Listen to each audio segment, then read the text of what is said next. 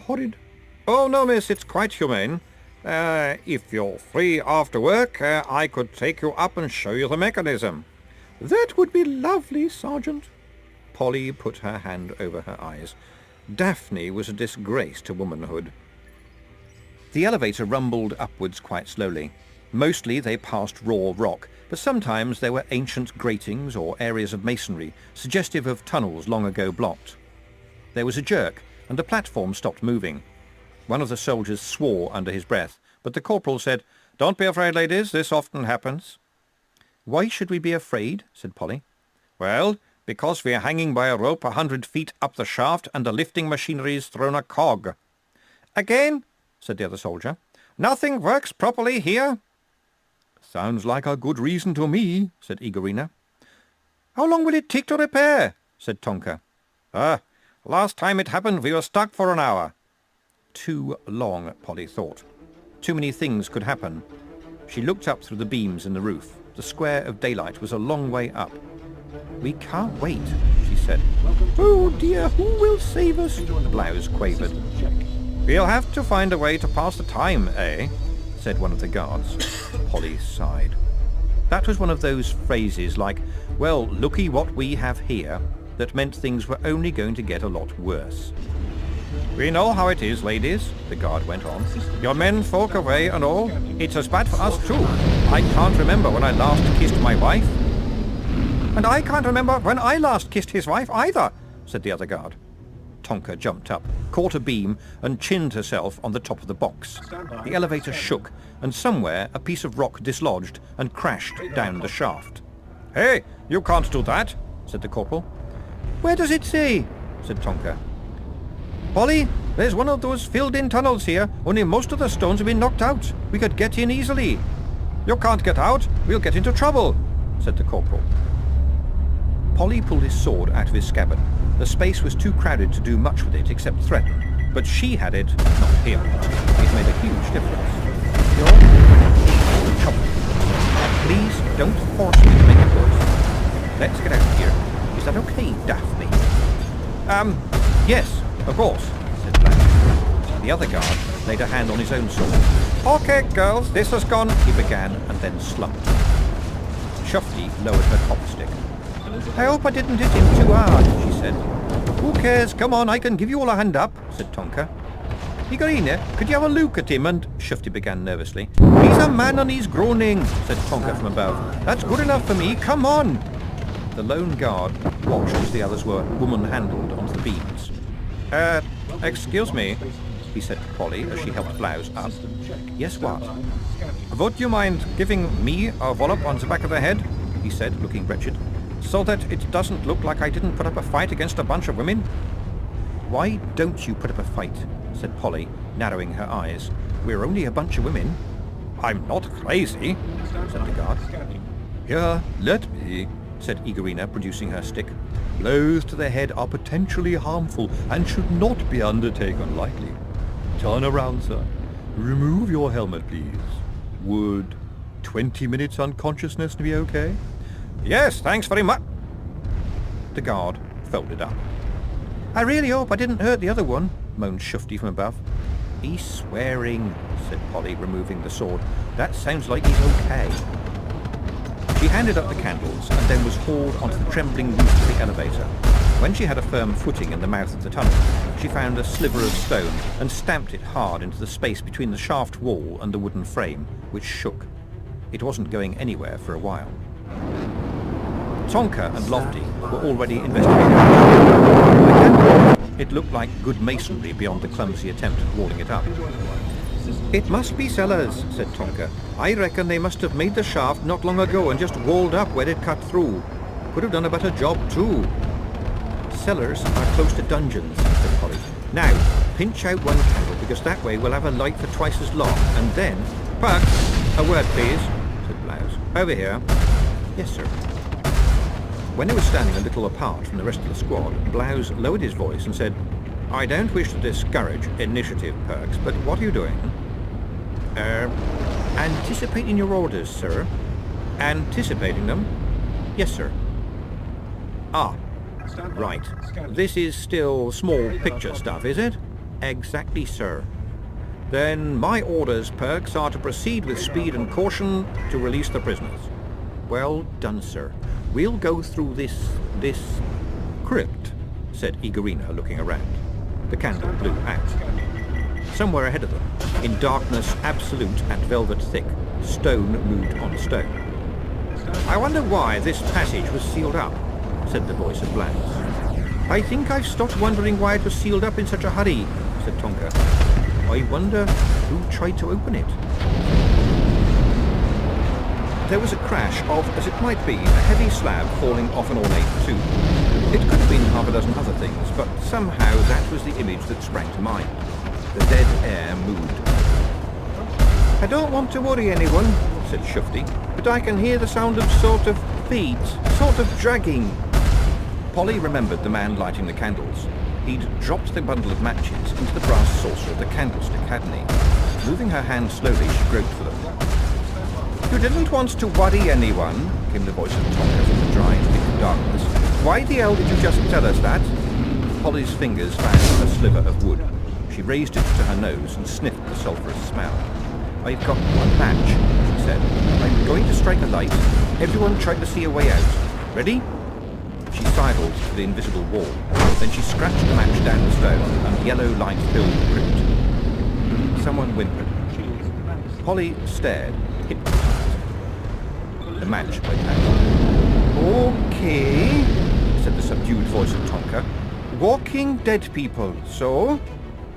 The one near the archway was the late General Pullover, said Blouse. I have his book on the art of defence. Best not to ask him to autograph it, sir, said Polly as the squad bunched together. There was the whimpering again. It seemed to come from where Polly remembered Wazza standing. She heard her praying.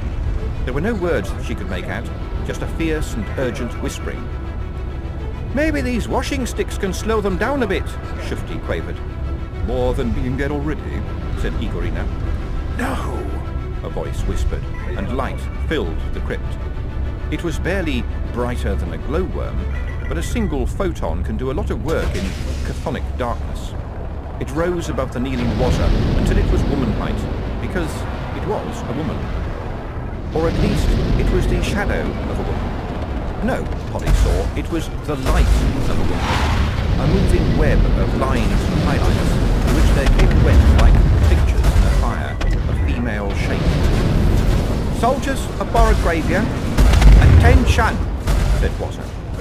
And underneath her reedy little tone was a shadow voice, a whisper that filled and refilled the long rooms. Soldiers of Borogravia, attention! Soldiers! Soldiers, attention! Soldiers of Borogravia! The lurching figures stopped. They hesitated. They shuffled backwards. With a certain amount of clattering and tongueless bickering, they formed two lines. Wazza stood up. Follow me, she said. Follow me. Me. Sir, said Polly to Blouse. I think we go, don't you? Said the lieutenant, who seemed oblivious of Wazza's activities now that he was in the presence of the military might of the centuries. Oh, God, there's Major Galosh, and Major General the Lord Canapé, General Anorak. I've read everything he wrote. I never thought I'd see him in the flesh. Partly flesh, sir, said Polly, dragging him forward. Every great commander of the last 500 years was buried here, Perks. I'm very pleased for you, sir. If we could just move a little faster. It is my fondest hope that I'll spend the rest of eternity here, you know. Wonderful, sir, but not starting today. Can we catch up with the rest of them, sir? As they passed, hand after ragged hand was raised in jerky salute. Staring eyes gleamed in hollow faces. The strange light glistened on dusty braid and stained, faded cloth. And there was a noise, harsher than the whispering, deep and guttural. It sounded like the creaking of distant doors, but individual voices rose and fell as the squad passed the dead figures. Death to Slovenia! Get them! Remember! Give them hell! Vengeance! Remember! They're not human! Avenge us! Revenge! Up ahead, Wazza had reached some high wooden doors. They swung open at her touch. Polly hurried after her. The lights travelled with her, and the squad were on her heels. To be too far behind was to be in the dark. Couldn't I just ask Major General... Blouse began, dragging on Polly's hand. No, you can't. Don't dawdle. Come on, Polly commanded. They reached the doors, which Tonka and Igorina slammed behind them. Polly leaned against the wall. I think that was the most amazing moment of my life, said Blouse, who died away. I think this is mine, said Polly, fighting for breath. Light still glowed around Wazza, who turned to face the squad with an expression of beatific pleasure. You must speak to the High Command. You must speak to the High Command, whispered the wall. Be kind to this child. Be kind to this child. This child. Polly caught Wazza before she hit the ground. What's happening with her? Said Tonka. I think the Duchess really is speaking through her, said Polly. Wazza was unconscious, only the white of her eyes showing. Polly laid the girl back gently. Oh, come on! The Duchess is just a painting! She's dead! Sometimes you give in. For Polly, that time had been the length of time it took to walk through the crypt. If you don't believe, or want to believe, or if you don't simply hope that there's something worth believing in, why turn round? And if you don't believe, who are you trusting to lead you out of the grip of dead men? Dead? So what?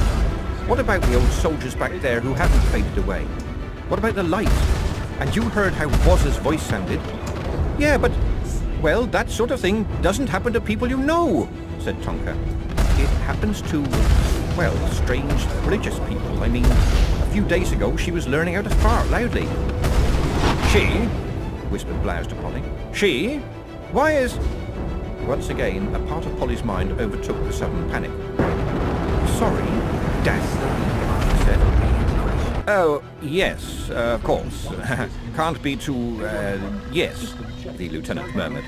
Igorina knelt down by the girl and put a hand on her forehead. She's on fire, she said. She used to pray all the time back at the playhouse, said Lofty, kneeling down. Yeah, well, there was a lot to pray about if you weren't strong, growled Tonka. And every bloody day we had to pray to the Duchess to thank Nuggan for slops you wouldn't give to a pig. And that damn picture everywhere, that fishy stare, I hate it. It would drive you mad. That's what happened to Waz, right? And now you want me to believe the old fat biddy is here and treating our friend there like some puppet or something? I don't believe it. And if it's true, it shouldn't be. She's burning up, said Lofty. Do you know why we joined up? Said Tonka, red in the face. To get away. Anything was better than what we had. I've got Lofty and Lofty's got me, and we're sticking with you because there's nothing else for us. Everyone says the Zobenians are terrible, right? But they've never done anything to us. They never hurt us. If they want to come over here and hang a few bastards, I could give them a list. Everywhere there's something bad happening. Everywhere the small-minded bullies are inventing new cruelties, new ways of keeping us down. That bloody face is watching. And you say it's here? Here, said Tonka. And you are here. And we're going to do what we came to do and get out, understand? You kissed the picture, you took the shilling. I damn well didn't kiss her face, and a shilling's the least they owe me. Then go, shouted Polly. Desert! We won't stop you because I'm sick of your bullshit. But you make up your mind right now, understand? Because when we meet the enemy, I don't want to think you're there to stab me in the back. The words flew out before she could stop. And there was no power in the world that could snap her back. Tonka went pale, and a certain life drained out of her face like water from a funnel. What was that you said? The words, you heard me, lined up to spring from Polly's tongue, but she hesitated. She told herself, it doesn't have to go this way. You don't have to let a pair of socks do the talking. Words that were stupid, she said. I'm sorry. I didn't mean it. Tonka settled silently. Well, all right then, she said grudgingly. Just so long as you know we're in this for the squad, okay? Not for the army, and not for the bloody Duchess. That was a treasonable speech, Private Holter, said Lieutenant Blouse. Everyone but Polly had forgotten about him, and he stood there like an easy man to forget. However, he went on, I realise we're all somewhat... He looked down at his dress. Confused and bewildered by the pace of events. Tonka tried to avoid Polly's eye. Sorry, sir, he muttered loudly. I must make it clear that I will not stand to hear such things repeated, said Blanche. No, sir. Good.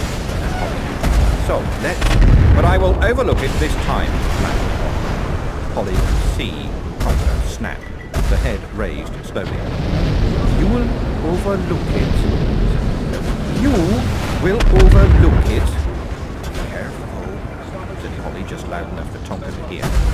Let me tell you something about us, Lieutenant, said Tonka, grinning horribly.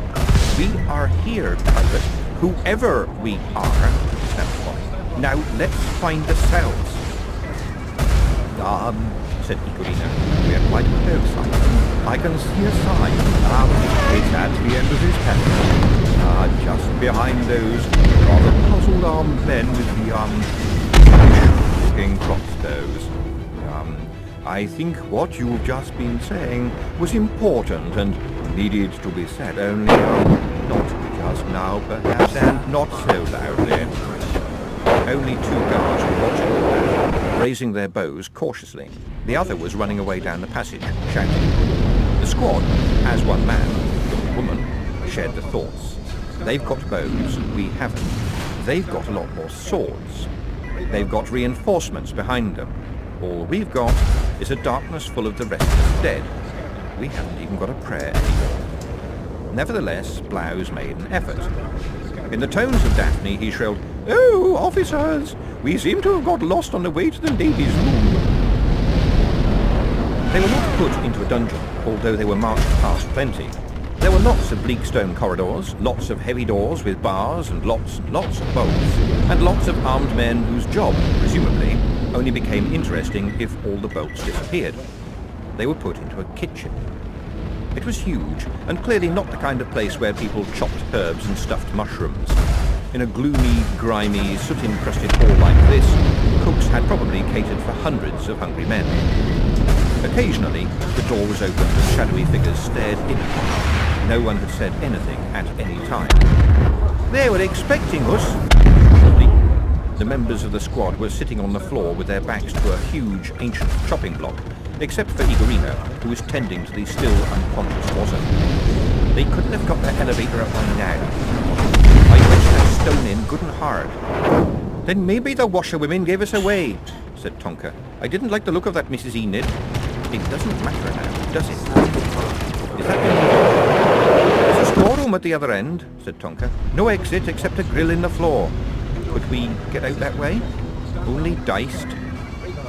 They stared glumly at the distant door. It had opened again, and there was some muffled conversation among the silhouettes beyond. Tonka had tried advancing on the open doorway and found men with swords suddenly occupying it. Polly turned to look at Blouse, who was slumped against the wall, staring blankly upwards. I'd better go and tell him, she said. Tonka shrugged. Blouse opened his eyes and smiled wanly when Polly approached. Ah, Perks, he said. Well, we almost made it, eh? Sorry we let you down, sir.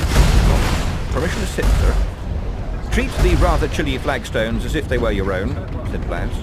And it was I who let you down, I'm afraid. Oh, no, sir, Polly protested. You were my first command, said Blouse. Well, apart from Corporal Drebb, and he was 70 and only had one arm, poor chap. He pinched the bridge of his nose. All I had to do was to get you to the valley, that was all. But no, I foolishly dreamed of a world where everyone would one day wear a blouse. Or eat one, possibly. I should have listened to Sergeant Jackram. Oh, will I ever look my dear Emmeline in the face again? I don't know, sir. That was meant to be more of a rhetorical cry of despair rather than an actual question, said Blouse. Sorry, sir. She took a deep breath, ready for the plunge into the icy depths of the tree. Sir, you ought to know that, and I'm afraid once they realize we aren't women, we'll be put in the big dungeons, he said. Very big and very dirty, I'm told, and very crowded. Sir, we are women, sir, said Polly. Yes, well done, Perks, but we don't have to pretend anymore. You don't understand, sir. We really are women, all of us. Blouse grinned nervously. I think you've got a little confused, Perks. I seem to recall that the same thing happened to Wrigglesworth. Sir? Although I have to say he was very good at choosing curtains. No, sir. I am a girl. My my hair and pretended I was a boy and took the Duchess's shillings, sir. Take my word for it, sir, because I really don't want to have to draw you a picture. We played a trick on you, sir. Well, not a trick, really, but all of us, had reasons for being somewhere else, sir. Or at least not being where we were. Blouse stared at her. You're sure? Yes, sir. I am of the female persuasion. I check every day, sir, Polly added. And Private Holter? Yes, sir. And Lofty? Oh, yes, sir. Both of them. Don't go there, sir. What about Shafty? Expecting a baby, sir. Suddenly, Blouse looked terrified. No, here? Not for several months, sir, I believe. And poor little Private Goon? A girl, sir. And Igor is really an Igorina. And wherever she is, Carborundum is really Jade. We're not sure about Corporal Maledict, but the rest of us definitely have pink blankets, sir. But you didn't act like women. No, sir. We acted like men, sir. Sorry, sir. We just wanted to find our men, or get away, or prove a point or something. Sorry it had happened to you, sir. You're sure about all this, are you? What are you expecting me to say, Polly thought. Whoops, now I come to think of it, yes, we're really men after all. She settled to saying, yes, sir. So, you're not called Oliver, then? It seemed to Polly that the lieutenant was having a lot of difficulty with all this. He kept asking the same basic question in different ways, in the hope of getting something other than the answers he didn't want to hear. No, sir, I'm Polly, sir. Oh, do you know there was a song about... Yes, sir, said Polly firmly. Believe me, I'd rather you didn't even know. Blouse stared at the far wall, eyes slightly unfocused. Dear, Polly thought. You took a terrible risk, he said distantly. A battlefield is no place for women. This war isn't staying on battlefields. At a time like this, a pair of